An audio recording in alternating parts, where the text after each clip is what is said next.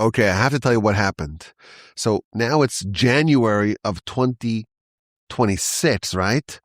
And the podcast you're about to listen to was recorded in January of 2024. You see, every week we like to upload, with the help of the Almighty, a new episode, but also to re-upload on Monday morning an episode from 2 years ago. Now, sometimes, as you know, before we begin the content of the episode, we'd like to do a bit of chit-chat, to schmooze about all sorts of different things that are topical, things that are in the news, events that are happening, a little stand-up bit here or there. And then when I re-release those episodes 2 years later, I download the episode and I edit it. And I pull out all the themes that are not topical to the episode itself, because you don't want to hear yesterday's news. You don't want to discuss yesterday's news. You don't want to spend time on anachronisms. So I like to do some editing before we re-release it. But this episode that you're about to listen to was recorded right after my son David was born. Now he's 2, but he was born 2 years ago. And the whole episode was interwoven with the story of the birth of our son, and also the messages and the speeches that I gave over the weekend. So I couldn't edit it in a way that made it sound good. So I decided to just keep it in the way it was. So you're going to listen to an episode that has all sorts of references that are 2 years old, but there's no way that I could have avoided it. So I hope you still enjoy it nonetheless. I enjoyed listening to it myself. The content is still powerful and useful and interesting and entertaining, but some of the references are a bit dated, and I hope you forgive me for that. And as always, I'd love to hear from you. Send me an email, rabbiwolbe@gmail.com. It's been a celebratory week in the Wolbe family.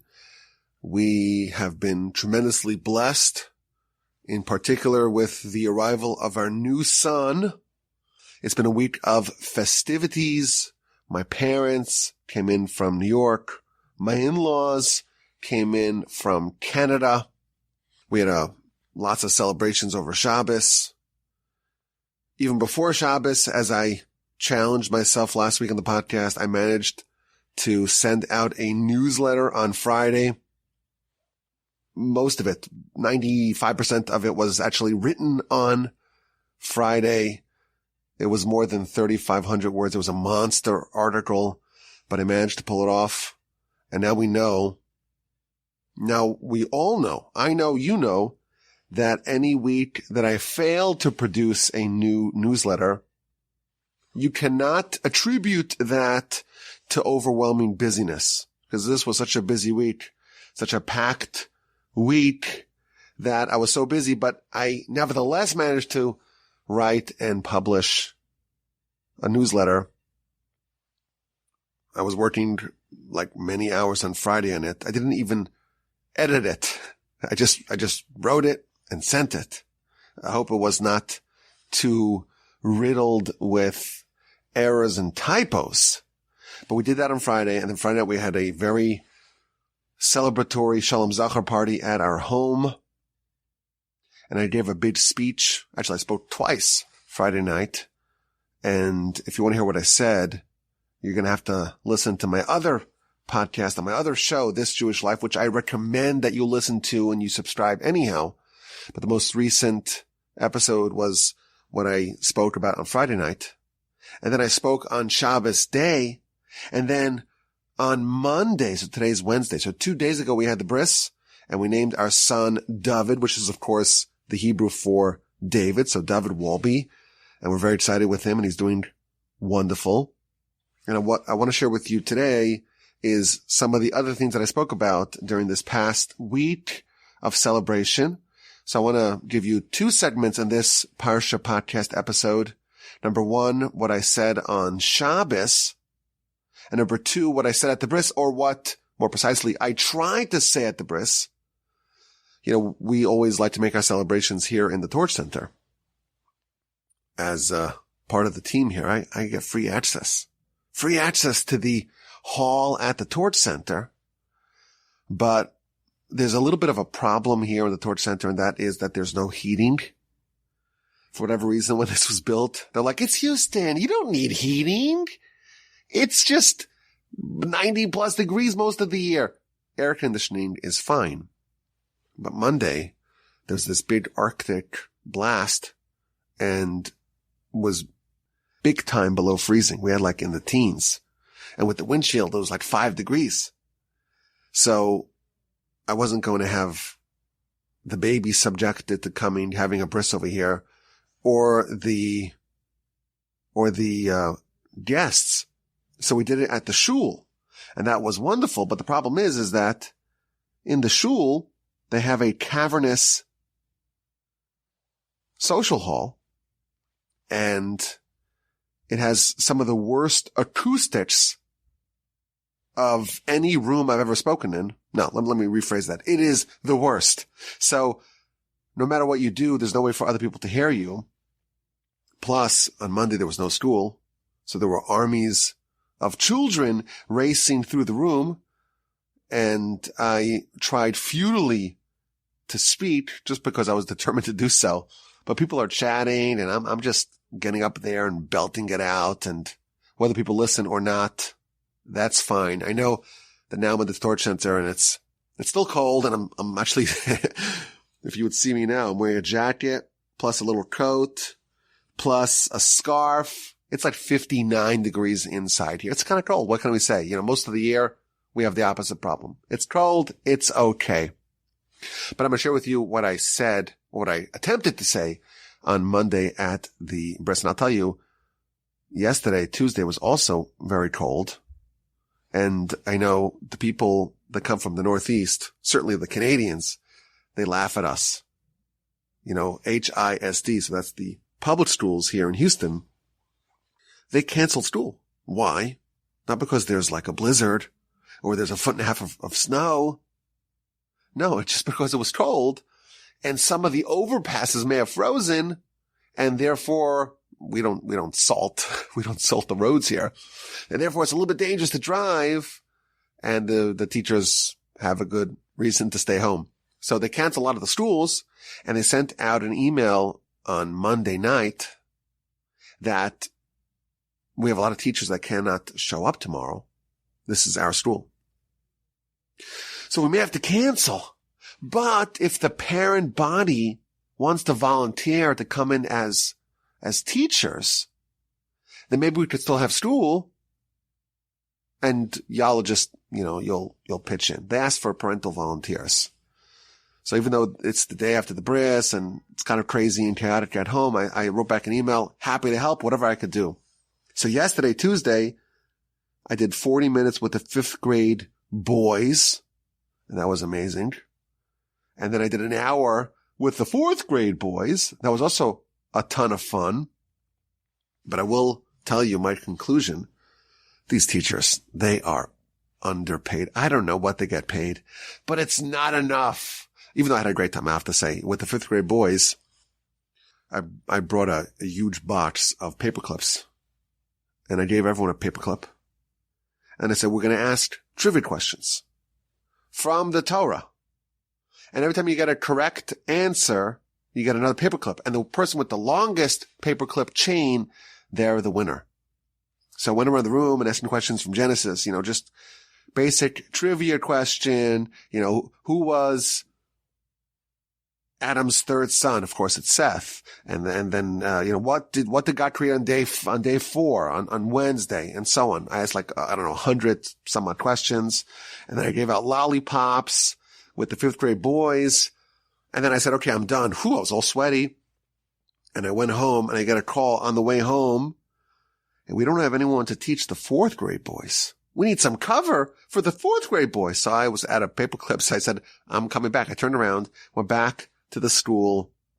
And again, they said, we have prepared lesson plans. I said, no lesson plans for me. We're just going to wing it. So I said, we're going to do a trivia game. And all the kids were sitting nicely in their seat. We're going to do a trivia game. And the way it works is that the boy all the way at one edge of the room, you get to decide the subject of the trivia question. And then I asked all the kids a question on that subject. So what one kid selected animals, and then one did, the story of Noah, and then the book of Genesis, bris, and one wanted to hear questions on Birkas Hamazon, on the grace after the meal. And then there was this one kid, he says, I want questions on politics. These are fourth graders, mind you. Politics. Okay, that got my attention. He's like, I'm an expert on U.S. presidents. Oh, wow. I'm also an expert on U.S. presidents. Let's go. I said, I'm going to ask you a really tough question. And again, this is a fourth grader. So I say, which U.S. presidents won a Nobel Peace Prize? Now, I think if you would ask the average American voter, I don't know, would 5% get the correct answer? 10%? This kid belts it out. Teddy Roosevelt, Woodrow Wilson, Jimmy Carter, and Barack Obama. I'm like, wow, this is amazing. Boom, he just responded. So then I said, okay, let's up the ante. Who were the four presidents that were assassinated? So of course, everyone knows Lincoln and Kennedy. But fewer people know that it was also James Garfield and William McKinley. So he belts it out. These four presidents were assassinated, and then he names the assassins. So we all know Lee Harvey Oswald, who allegedly killed Kennedy, and James, what was his name? James Wilkes Booth, who assassinated Lincoln. But who killed Garfield? And who killed McKinley? He was killed by an anarchist in Buffalo. But he just belted it out. And I said, okay, which president was born in Texas? And then he starts peppering me with questions. Which presidents were 5-star generals? Which I knew the answer. And then he's like, again, this is a fifth grader here grilling me. Which president was also Secretary of Commerce? Which I didn't know. And then he said the answer, like, oh, I should have gotten that. It was Herbert Hoover. This savant, he knew all the answers. Then one kid wanted to have basketball questions and one soccer questions. It was a lot of fun. And then last night, the executive director of the school, he knocked on my door with a very nice card, and it said, thanks to you, there were 500 students who were able to study Torah today. And then I told him, I said, listen, if there's ever a time that my volunteering will keep the doors open, I'm in. I'll cancel everything. If we have a cold day, it's so cold. How can you possibly have school? I'm in. Let's go. Let's not cancel it. It's too important. Of course, all of y'all in the Northeast are just laughing at us. It's cold and, there may be ice, so you cancel school. Anyhow, they didn't cancel school on Tuesday, and thank God we were able to contribute a little bit towards that. But that's not the subject of today's podcast. What I want to share with you is what I spoke about on Shabbos morning. That will be segment number 1. And what I spoke about on Monday morning, or I attempted to speak about during the bris on Monday morning. And again, I will advise you what I spoke about on Friday night. It's already been recorded and released on my other podcast, or one of my other podcasts called This Jewish Life. The title, I think, of the episode was Celebrating a New Wolbe Baby.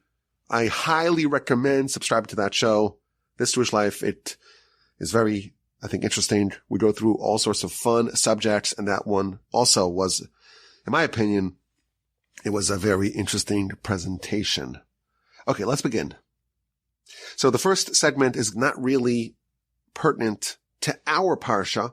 It's truthfully about last week's Parsha, Parshas Va'era. It's, I guess, related because the storyline is a continuous storyline, but it's such a wonderful idea, such a powerful idea, such an important and valuable and instructive idea that it's important to share, even though it's not technically our Parsha. And then I'll share as well what I tried to speak about on the morning of the bris. So we're in the story of the Exodus. Jewish people are in Egypt. They spent hundreds of years enslaved in Egypt, and now it's time to go. And the Almighty nominates Moshe and Aaron really to go lead the effort, to be at the vanguard, to spearhead the effort of the Exodus. And they go to Pharaoh, and it initially founders. He makes the conditions of the Jewish slaves worse. He exacerbates the servitude. And the people complain and Moshe complains, and then the process of redemption actually begins. And it's interesting, if you examine the storyline, there are a lot of miracles, signs, wonders that Moshe and Aaron do. Of course, there are the 10 plagues. 10 plagues that the Almighty foisted upon the Egyptians. And the triggers of all these plagues were typically Moshe and Aaron with the staff. And of course, not to spoil things, but in Exodus Parsha, we're going to have the showdown, the standoff at the sea. And once again, there will be a miracle that will be done, that will be initiated by this staff. But before Moshe goes to Pharaoh, he asks for some signs. And God gives him some signs. He says, take the staff in your hand and drop it on the ground. And it turns into a serpent. And Moshe is terrified, and God tells him, grab the tail of the serpent, and it turns once again into a staff. And then he tells him, stick your hand in your garment, in your clothing. And he sticks it in and comes out, and it's white like snow. And then he sticks it back in, and once again it returns to being flesh colored. And then he tells him, take some water, spill it on the ground. It turns into blood. These are some signs in Moshe's arsenal. Now, once they go and they begin doing these miracles, they do some miracles before Pharaoh, and then they begin to do the 10 plagues. So we had 7 in last week's Parsha, Parshas Va'era, and the final 3 in this week's Parsha. The one of the locust, and the darkness, and of course the death of the firstborn. But if you'll read the first 3 of the 10 plagues, they are initiated by Aaron. Aaron strikes the water. Aaron strikes the water. Aaron strikes the ground. And we've talked about this many times in the past. That Moshe is not supposed to strike the ground or the water. Moshe, as a baby, was protected by the water. He was floating on top of the water, and therefore he must have appreciation for the water. He must have eternal gratitude for the water. It's not appropriate for him to strike the water, just as when there's a well that you've drunk water from, you don't throw a stone into it. If someone needs to throw a stone, let it be someone else, not you. Similarly, when Moshe struck the Egyptian, he buried him in the sand, and therefore the earth, the dirt of Egypt, it did him a solid. And therefore, if you need to strike the land, the earth, the terra firma of Egypt, it should be done by Aaron. Therefore, the first 3 of the 10 plagues were perpetrated, were initiated by Aaron. But here's the question. Before the 10 plagues began, chapter 7 of Exodus, Moshe and Aaron go back to Pharaoh. And they do some miracles to Pharaoh. And the verse tells us, chapter 7, verse 10, Aaron took his staff and he threw it on the ground. And it turned into a serpent. So the same miracle that happened when Moshe was asking for a sign, he threw his staff on the ground, it turned into a serpent. Now Aaron is doing this in front of Pharaoh. And Pharaoh is not impressed. And he says, you come to Egypt. Egypt is the land of sorcery. Everyone could do this. This is child's play. It's a rookie move. All of Pharaoh's necromancers, soothsayers, gurus, they take their staffs and they throw it on the ground. And lo and behold, their staffs turn into a serpent as well. We're not so impressed. We could all do this sort of trickery. But then the verse tells us that actually, once their staffs returned from being serpents into being staffs, the staff of Aaron actually swallowed their staffs. That, of course, differentiated between the miracles, the legitimate, divinely ordained miracles of Moshe and Aaron versus the sleight of hand, the sorcery, the trickery of the sorcerers of Pharaoh. But here's the question. Why couldn't Moshe do this miracle? I get it. The first 3 of the 10 plagues, striking the water and turning it into blood, striking the water to bring out the frog, striking the earth to turn it into lice. Those 3, Moshe could not have done it because Moshe had to have appreciation, gratitude towards the water and the earth respectively because they did him some favors. I get that. But why couldn't Moshe do this miracle to impress upon Pharaoh and his people, to impress, to show his credibility? Why couldn't he take the staff and throw it on the ground?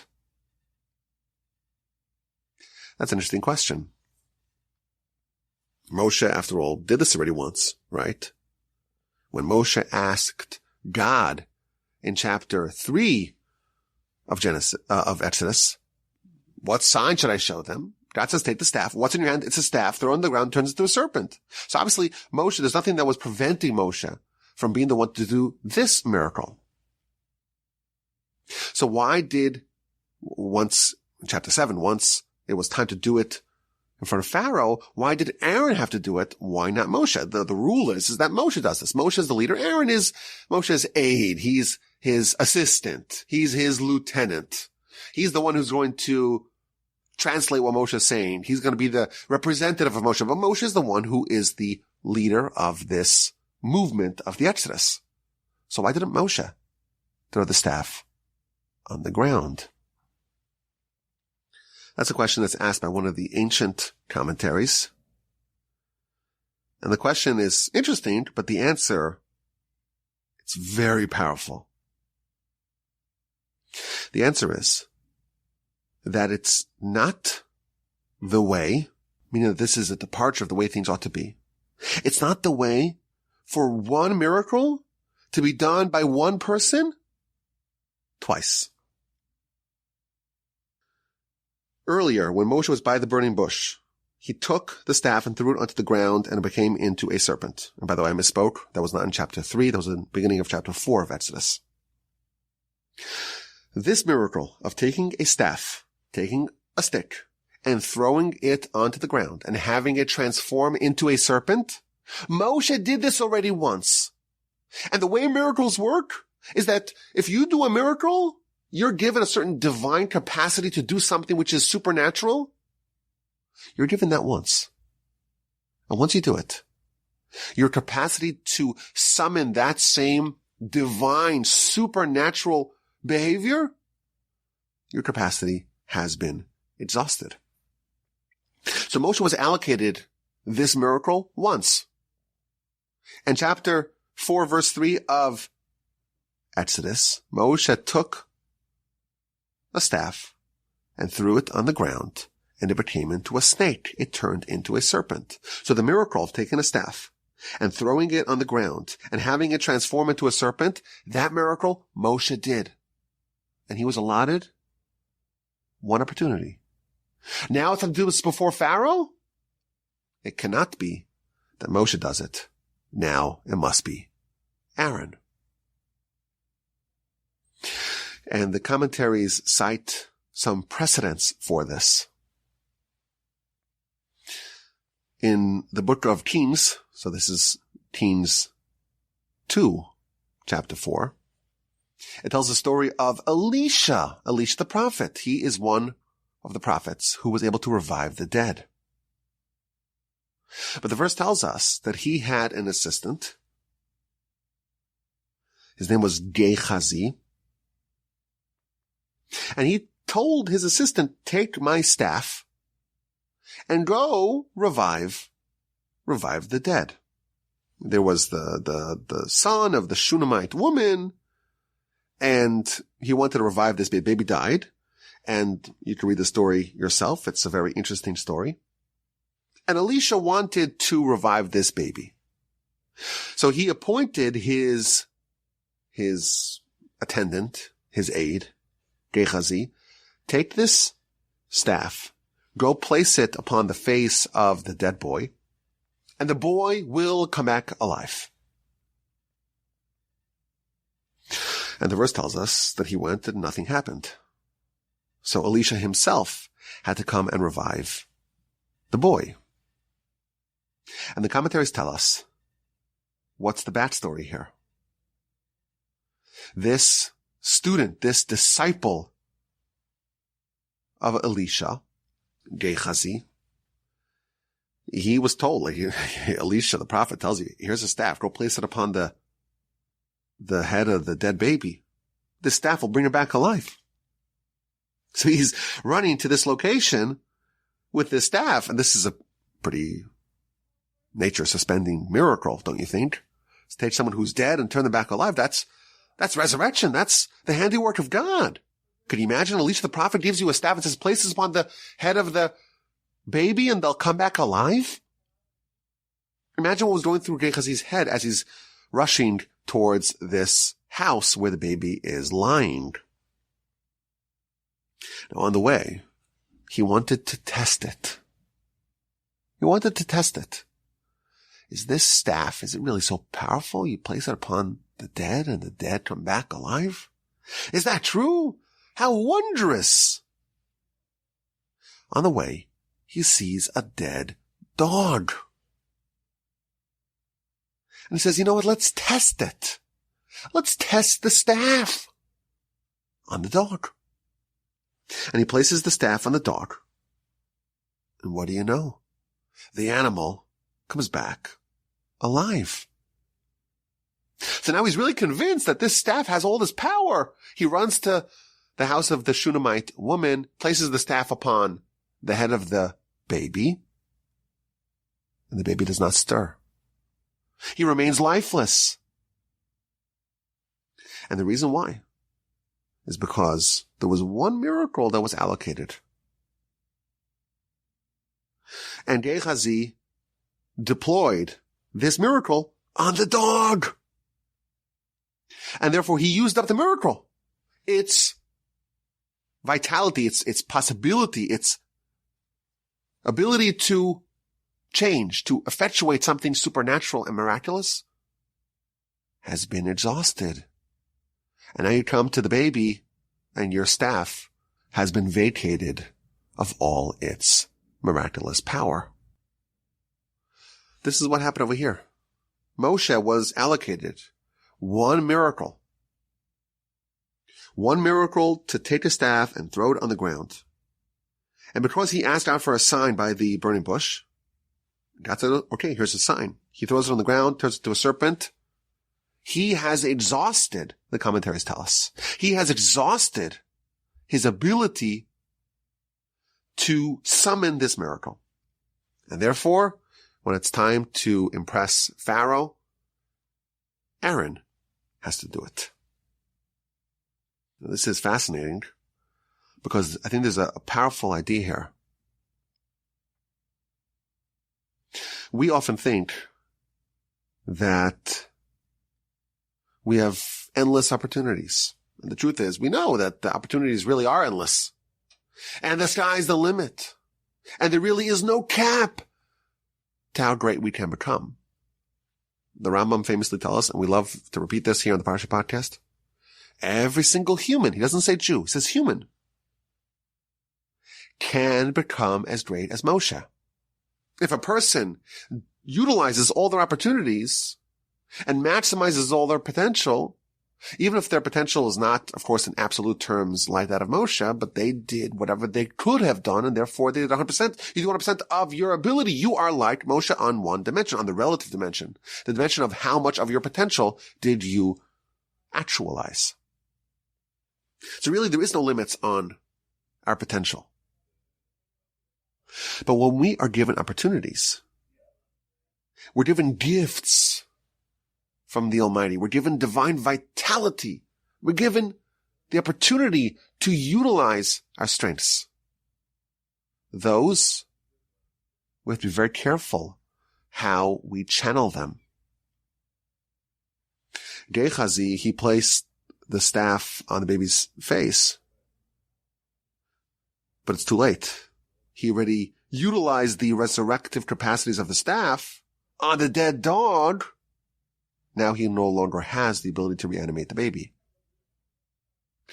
There's an incredible verse in chapter 21 of Genesis.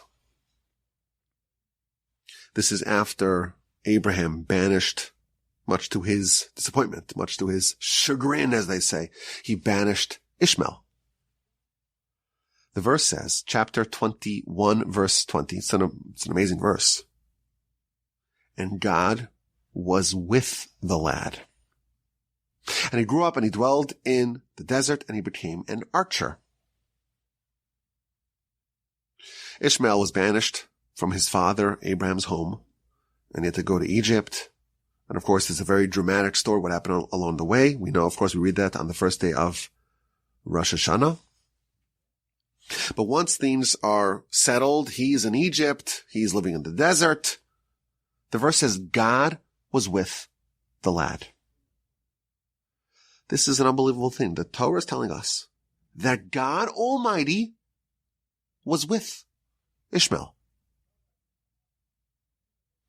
Ishmael had an enormous bounty of divine vitality and aid. The Torah says that God was with him. Think about what that means. Ishmael could have done whatever he wanted, and his efforts would have been boosted, would have been amplified by the divine aid that he had. As the verse testifies, God was with him. But what did he do with that opportunity? How did he deploy this tremendous gift? He became an archer. He became an expert marksman. And I guarantee you that Ishmael was a very superb sharpshooter. He was a consummate marksman. After all, God was with him. But if you think about it, this is a tremendous mistake. Ishmael could have done anything, and whatever he would have done, he would have succeeded in.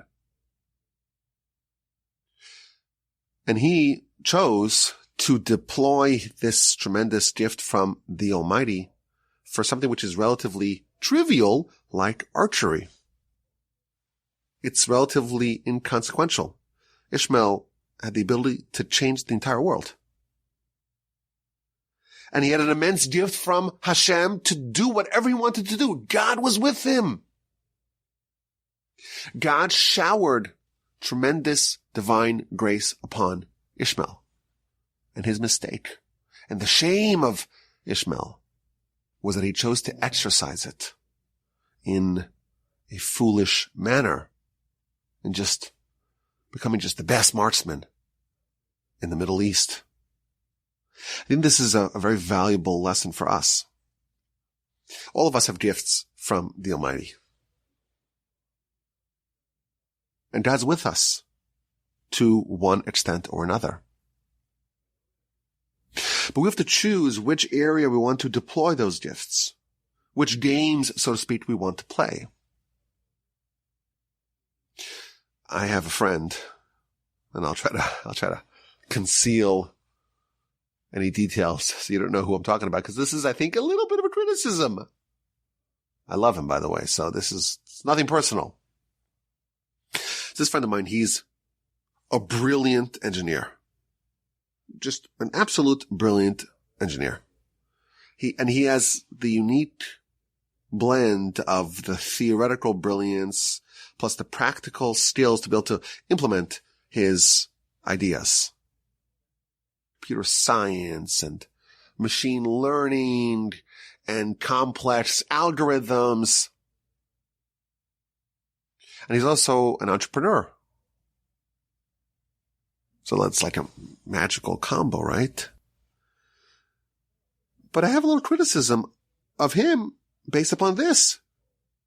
Because the application that he chose, it's the most trivial. I couldn't think of anything more trivial of an application for this incredible skill set. Like, he could have tried to solve some of the most difficult problems in the world.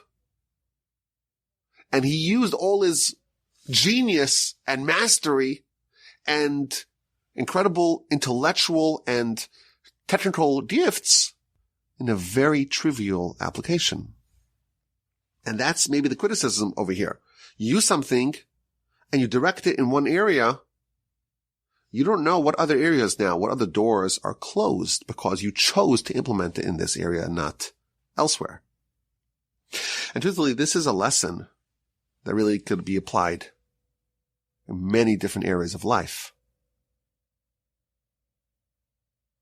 You think about the areas that people use their intelligence for. So I know people who spend a lot of time, thinking about the betting odds and the spreads and fantasy football, or people playing armchair political pundits and thinking about all the political machinations, armchair diplomats, armchair Fed Reserve chair, or worse, who's going to get kicked off the island. People are using their gifts, and they're not lazy. They're not just ignoring them, allowing them to atrophy, which is one problem. Some people, they don't even recognize that they have gifts, and they just don't do anything about it. That's, of course, a tragedy. But someone who does use it, it's important to use it for the most productive use that's possible. Don't break your head. Don't marshal all your intelligence for something which is ultimately trivial. This is why we try to direct all of our attention to Torah study, because that's the most powerful, consequential, and existentially consequential use of our intelligence. People who are going to dedicate time towards something, people going to invest in something, use good goals. Invest in your family. Invest in your relationships. Invest in things that will endure forever. Invest in your soul. I was talking to the girls that I teach twice a week. Most of y'all don't even know what I'm talking about here. But there's this new phenomenon. It's all the rage. The Stanley Cup. Now, not the Cup of Lord Stanley, not the hockey Stanley Cup. There's this thermos. It's a cup. It's a insulated cup, but it's like all the rage. You have to have a Stanley Cup, and people are waiting now hours and hours and hours online. It used to be that they would wait for the new iPhone. And if you're old enough to remember, like when Windows 95 comes out, everyone was waiting for the new Windows. But now people are waiting for the new Stanley Cup, which again, it's a thermos. Okay. It's apparently a really, really good thermos. If you're waiting online, wait for something which is more valuable. If you're using your time, if you're investing your energy, try to find the most productive goal. You don't have unlimited shots on goal. You have a finite amount of potential. You have a finite amount of skills and opportunities and gifts from on high. Yes, if you utilize them, really it's limitless what you can become. You can become as great as Moshe on one dimension, one level. But if you misdirect them, if you apportion, you appropriate your intelligence and your gifts and your abilities and your resources and your time in one area, you have to know that necessarily includes a trade-off, because there are other areas that you may much more prefer direct your intelligence and your abilities and your resources, that now you are precluded from using what you already exhausted in those areas. If you asked him, okay, you could revive the dog or the baby, which one do you prefer? Of course, he would choose the baby. But he made a mistake. He deployed it in that area, in the area of the dog, and he didn't realize that he was making a choice that would prevent him from using it again in the future. I think it's a very valuable lesson, which is broadly applicable. Of course, it's very applicable for a new baby because the baby is, 100% potential, right? And life really is about making this choice. What am I going to utilize from all the gifts that the Almighty gives me? In what area, in what realm In what arena am I going to play? What games am I going to play? Ishmael was blessed. There's no one else regarding whom the Torah says God was with them. Think about what that means. He could have done whatever he wanted, and he would have excelled at it.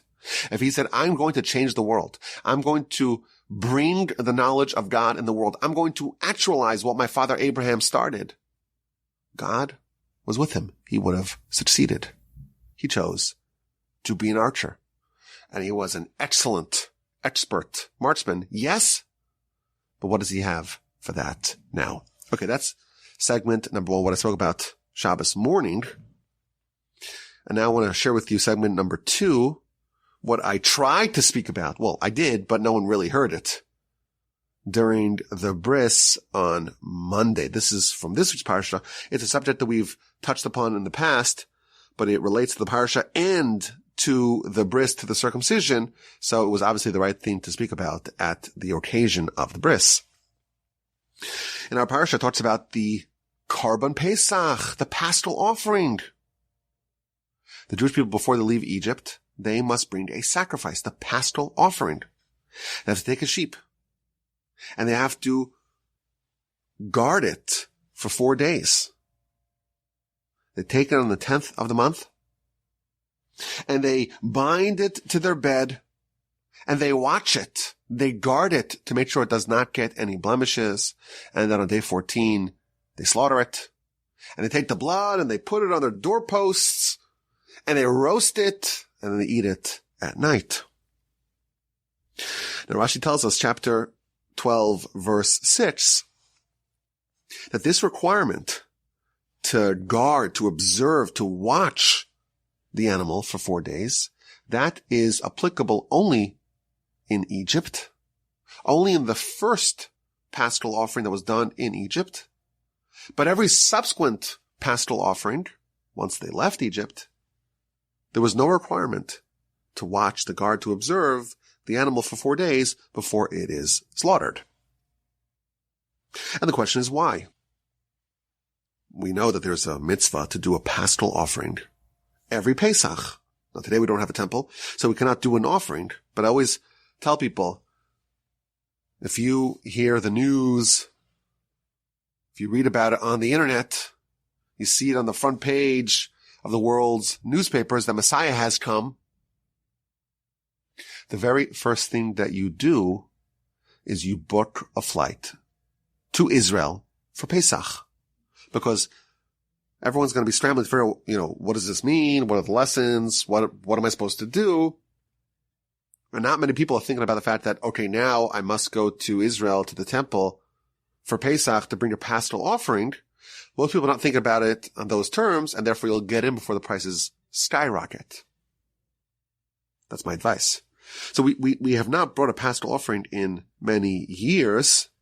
Please God, hopefully this year, we hope Messiah comes, we build a temple, and we'll all meet in Jerusalem. That's not a bad place. Maybe we'll have a Parsha podcast get together in Jerusalem. We meet in Jerusalem and we bring a paschal offering. But there's no requirement in any paschal offering after the Exodus, after we left Egypt, there's no requirement to take the animal for 4 days or tie it to your bed or watch it, observe it, guard it in any way. And the question is why? Why is there this unique requirement in Egypt if we are not required to do it post-Egypt? So Rashi cites an incredible comment here in the Midrash. It's really based upon a verse in Ezekiel chapter 16. The verse tells us that the time of the Exodus, the apportioned time of the Exodus, had arrived. God promised Abraham that they will be enslaved for hundreds of years, and then they will leave, and they'll leave with great wealth, and the nation that enslaved them will be judged. That's chapter 15 of Genesis. That is the covenant of the parts. And now's the time. God made a promise. God made an oath, and he is going to keep his promise, his oath. But there was a problem. The nation was not worthy. They were not deserving of the Exodus. They were not deserving of this dramatic and miraculous redemption. In the words of Rashi, they had no mitzvos in their hands.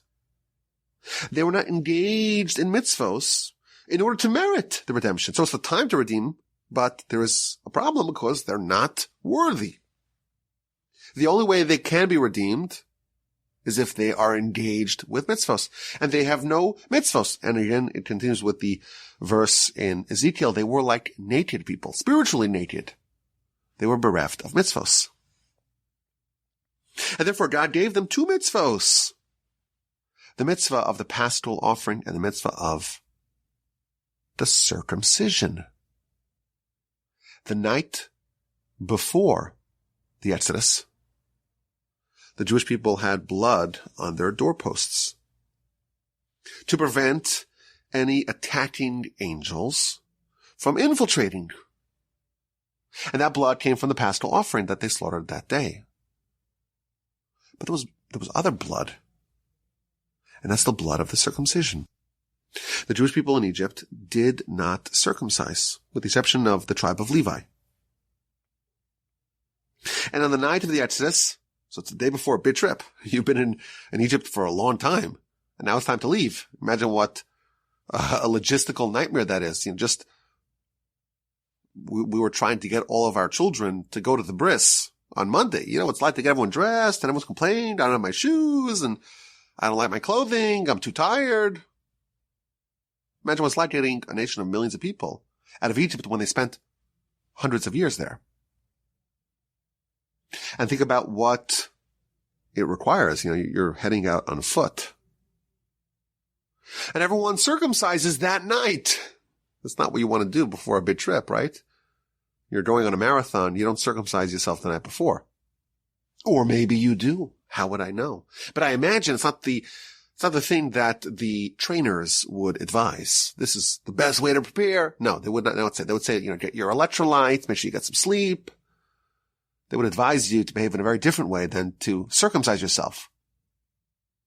But the Jewish people circumcised themselves that night. And therefore they have two mitzvos, two merits, the merit of the blood of the paschal offering and the merit of the blood of the circumcision. And that is what enabled them to be redeemed. An amazing comment in chapter 12, verse 6 of our Parsha. Our Parsha tells the story of the redemption of the Exodus. And there's a rule, there's a protocol. Redemption can only come amidst occupation with mitzvos. It's the right time for them to be redeemed. This is the time that God promised Abraham. It's the right time, but they're not worthy because they're not occupied with mitzvos. And therefore God gave them some extra mitzvos. Yes, in the future paschal offerings, there is no requirement to guard it for 4 days or to splatter the blood on the doorpost and the lintels. But there was a need for some extra mitzvos. And therefore God gave them the two mitzvos, the blood of the paschal offering and the blood of the circumcision. That is the comment in Rashi. And here's the question. The premise of Rashi is that there was a need to give the Jewish people mitzvos to occupy themselves with. They were naked. They were bereft of mitzvos. Well, okay, give them mitzvos. Well, which mitzvos? It could have been any mitzvos you imagine. Why does it choose specifically the paschal offering? The blood of the paschal offering they're going to put on the doorposts and lintels, and the blood of the circumcision. Can't be that it was just, random. Let's spin the wheel. Let's find out which one of the 613 mitzvos we're going to do. Oh, it's, shatnez. Oh, it's, sending away the mother bird before you take away the baby bird. Oh, it's tefillin, mezuzah, tzitzis. That's not how it worked. Obviously, it was targeted. It had to be these mitzvos specifically. And the question is why? Why are these two mitzvos in particular the ones that enable the redemption? So there are a variety of answers to this. And again, I will remind you, we did speak about this in previous years on the podcast, but I didn't give the whole podcast. Again, I'm streaming without my lungs here in this cavernous room, and no one's hearing me, but it doesn't matter. I don't care. I'm speaking anyhow. I'm used to speaking when no one's listening. I'm in the room now. There's someone in the room. It's just me and the microphone, right? I know that you're probably listening on your end, but I guess I'm accustomed to speaking without any live feedback. So I quoted my grandfather, blessed memory. And my grandfather cited a teaching in the Talmud, the book of Menachos on page 43b. And I thought it was particularly fitting to share this teaching in the Talmud because it cites David. And of course, we named our son David. David, of course, is the Hebrew for David.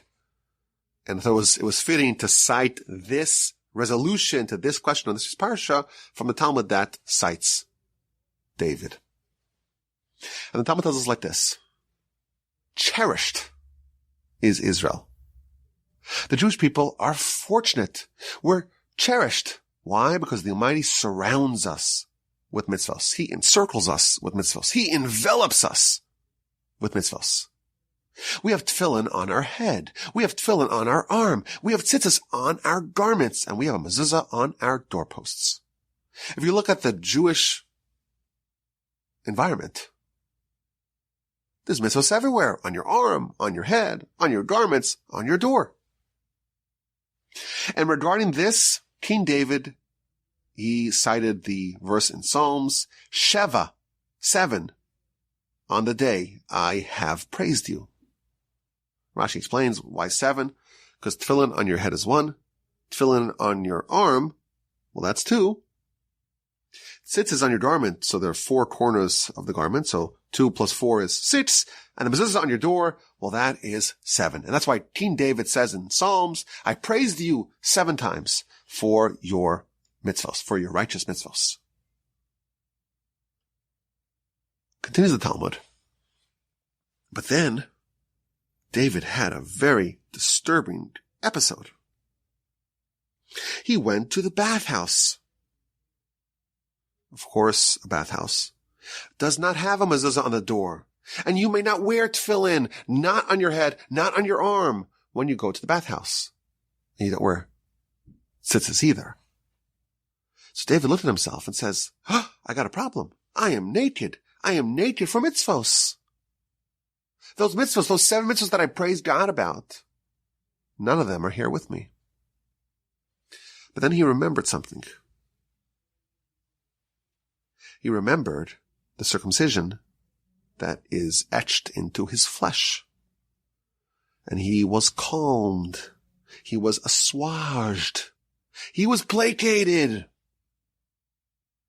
He remembered that there's a mitzvah that's with him at all times. Irrespective of the circumstance and the time and the location. Always. The circumcision. The bond.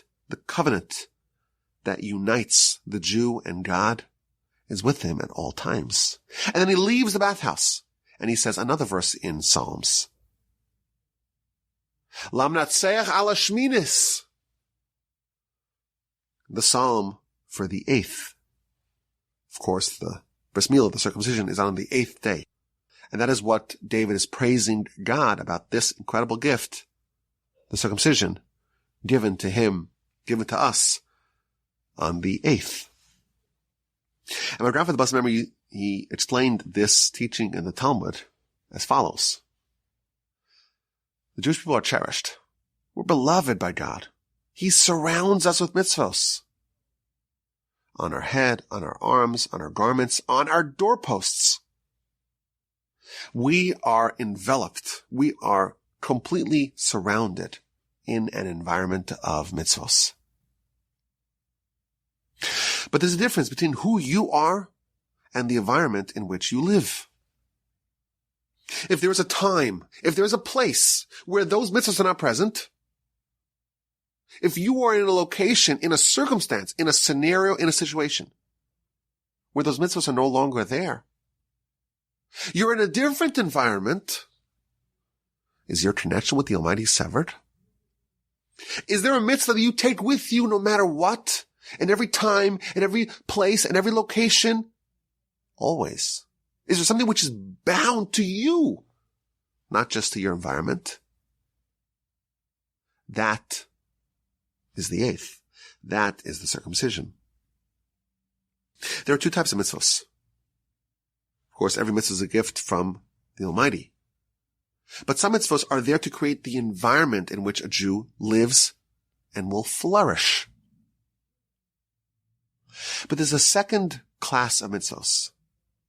And that's not about the environment that's best suited for a Jew to flourish.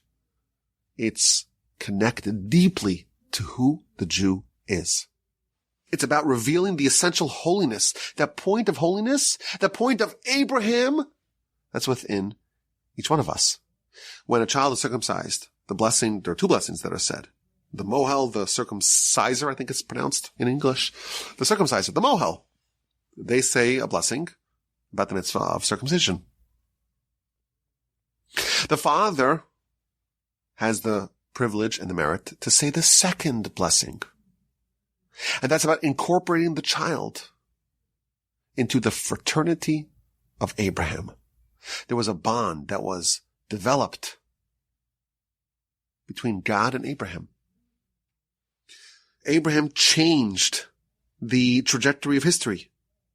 From that point forward, there is a people, there is a nation that has an inseparable bond between them and God. And that is manifested by the circumcision, by this stamp of approval, so to speak, of God within us, where God's crown, so to speak, is manifested within the body of the Jew. And of course, this is just the beginning. This is just the symbol, if you will, of this mitzvah. But there are many mitzvahs that correspond to this idea that you have holiness within you. You have almost a manifestation of God within you, and you need to develop that. You need to find a way to fan that to life.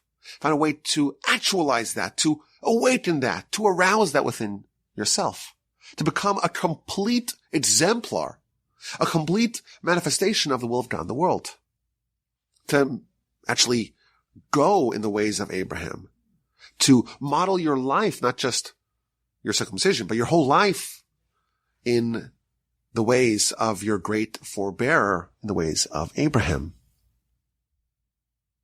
And that is symbolized, not just the mitzvahs that you do in your environment, the ones that you do within you, it's symbolized by the circumcision.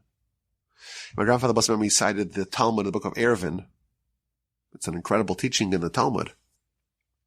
It says that there's a place called Gehenom, purgatory.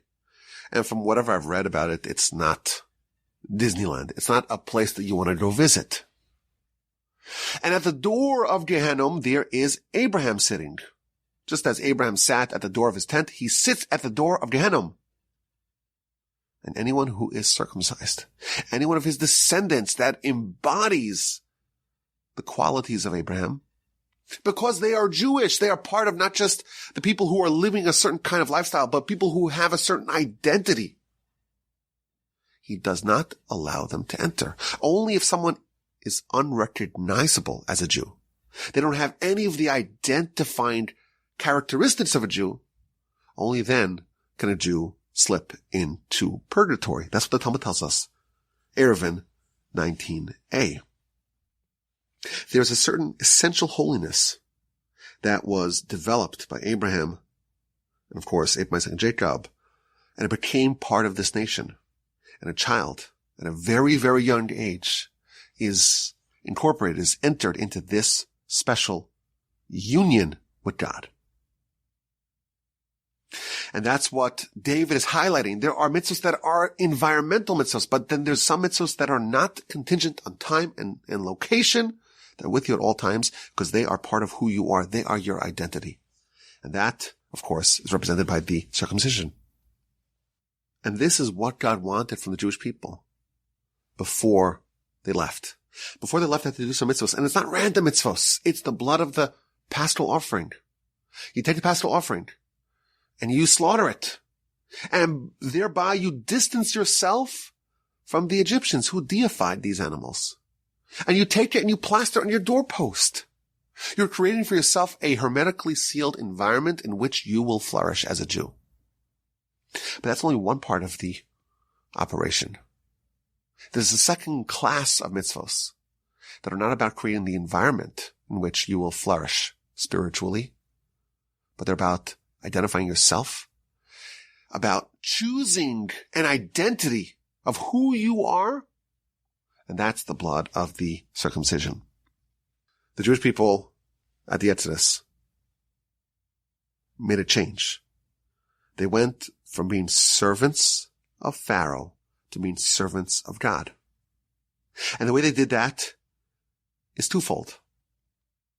They said, who am I? They changed their identity. I used to be a servant of Pharaoh, and now I'm a servant of God. And what do? How do I live? What environment do I live in? I used to be one who is in service of Pharaoh, and now I'm in service of God. And I think for us, for celebrating a circumcision, a bris milah, it's not just a ritual that we do. It's not just a mitzvah. It's not just a tradition. It is a statement that we say. A very young child, before they know anything, completely ignorant about everything. We make a choice and we say, this child, you are a Jew. You're part of this team. You're part of this family. You're part of this glorious tradition that goes back all the way back to Abraham. And that's the blessing. You've been incorporated into the covenant that Abraham forged with God. It's an incredible thing if you just think about it. What an opportunity that we have. How special is our lot? How fortunate are we? David, he noted that Jewish people are cherished. We're cherished because the Almighty surrounds us with mitzvahs.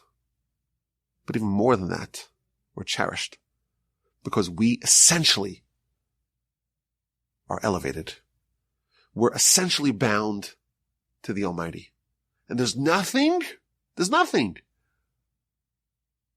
that can undo that. The Talmud tells us, if a Jew sins, a sin, a flagrant violation of the will of God, that's what a sin is. A Jew sins, they're still Jewish. They're still part of the team. They're still a descendant of Abraham. Their identity hasn't changed. And again, the Talmud does outline how a person can become unrecognizable as a Jew. So it is possible. One of the examples the Talmud says is if someone undoes their circumcision, they pull the skin back to try to cover up the crown of God within them. But absent those outlier cases, there's basically nothing that you can do to change that. And that's something that we have to cherish. It's a great privilege that we have. Of course, it makes demands of us, because if this is who we are, we should live a life that is compliant with that is in accordance with that. We should make sure that it's not just something that we have, but something that we embody and we live up to. And of course, I extended the blessing to the young David Wolbe, my son. We're very happy with him so far, as we are with all of our children, but that he in fact lives a life that is representative of these values. He lives up to these incredible, lofty ideals of our great forebears, our great and holy antecedents, that he's someone who embraces his Jewish identity, not just as an identity, who you are, who you always are no matter what, but also someone who takes that and makes sure that the environment that they live in is also one that exudes holiness, exudes a connection with the Almighty. I did add that the name that we chose, my mother's grandfather, so my mother's father's father, his name was David. He sadly was killed in the Holocaust. And I said, I literally don't know anything about him, but I did know my grandfather, my maternal grandfather. And he was like an angel of God. He was like an angel of God. Someone with the most resplendent, noble characteristics. Someone who's just a portrait of august nobility. And if this was his father, I'll take it. I'll take it sight unseen. My mother told me by the bris that actually her great-grandfather, so this is her father's father, but her mother's father was also David. And then from the other side, from the Florence side, it was also, there are a bunch of Davids that we thought about as well. And finally, and I said this by my son, Yisrael, Meir's bris, we have a family of cousins that the father and the mother and all 10 children were all killed by the Nazis. It's just a terrible thing. It's unfathomable. The father, he was a great Torah scholar. He was a Rosh Yeshiva in Poland. His name was Rabbi Werner Kufsty. I guess he would say in English, Werner Kufsty. So him and his wife and 6 sons and 4 daughters were all killed. No one remains. So one of their sons was Yisrael. So when my son Yisrael was born, I had in mind to also name after this. Again, I know nothing about this person, this old cousin of ours who was killed in the war. But I said, we're gonna channel that as well. And they have another son named David as well. So we thought about that as well now. And we hope that our son becomes a Torah scholar and someone who has Yirah Shamayim, fear of the Almighty. And please God to bring us joy, and may we merit to raise him properly and to bring him down to the chuppah, to bring him down to the wedding canopy and see only happiness and joy from him and from the rest of our children. And I appreciate your time and attention. Of course, my email address is rabbiwolbe@gmail.com, and I look forward to your questions, your comments, and your feedback. Thank you for listening. Have a wonderful day. Have a sensational rest of your week. A fabulous, stupendous Shabbos upcoming. And please God, with the help of the Almighty, we will talk again next week for the next installment of the Parsha podcast for Parshas Beshalach. Thank you for listening. The email address is rabbiwolbe@gmail.com.